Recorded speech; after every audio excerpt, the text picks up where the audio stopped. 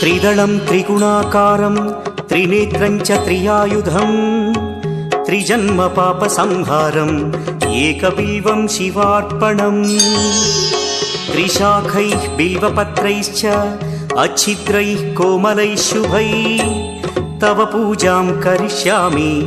एकबिल्वं शिवार्पणम् कोटिकन्या महादानं तिलपर्वतकोटयः काञ्चनं शैलदानेन एकबिल्वं शिवार्पणम्